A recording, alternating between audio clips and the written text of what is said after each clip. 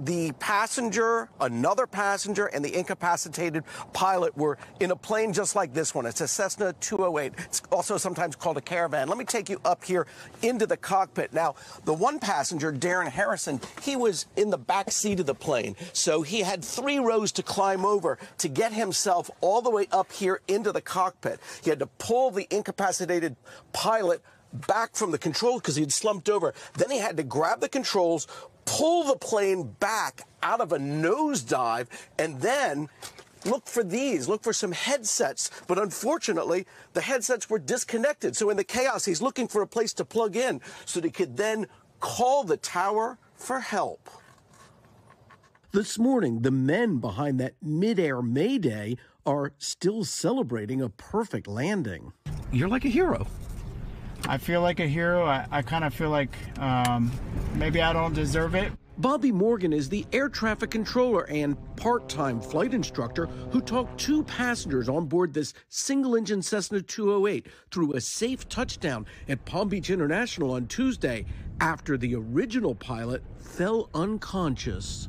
I've got a serious situation here. My pilot has gone incoherent. Darren Harrison, who had no idea how to fly a plane, sprang into action as the aircraft took a sudden nosedive over the Atlantic. The pilot was slumped over on the controls, and then they pushed him back.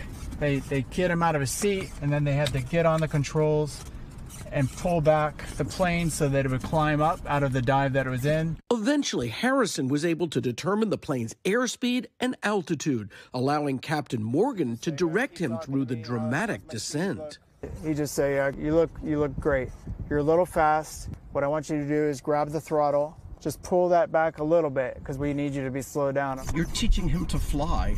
Basically. As he's flying. Yeah. But the toughest stretch was still ahead. The emergency aircraft is going to be landing runway 14. As the aircraft approaches the runway for its final descent, it disappears from radar, leaving Morgan anxiously waiting in darkness. Is everybody holding now? Yes, everybody's holding. It must have been no more than 10 seconds, and I kept trying to talk to him, and he said, I'm on the ground. What do you want me to do now? You were like... How do you stop this? And my heart just kind of sank, and I was like, just thinking, thank God. Did you say the passengers landed the airplane? That's correct. Oh my gosh, yeah, no, great job. What a student. Yeah, my best student ever. Wow. Best student ever, no kidding. And he just seemed so calm. We keep talking about him. Do you know anything more about this passenger who's never flown a plane before?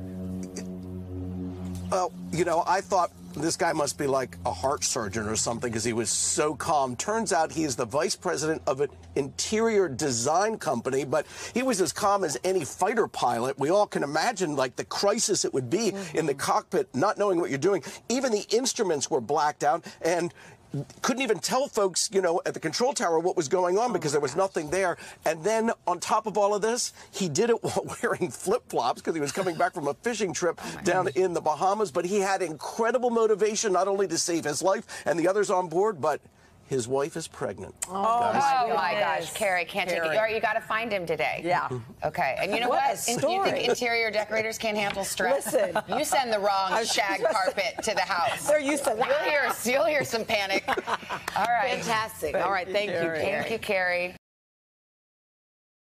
Hey, thanks for watching our YouTube channel. Find your favorite recipes, celebrity interviews, uplifting stories, shop our favorite deals, and so much more with the Today app. Download it now.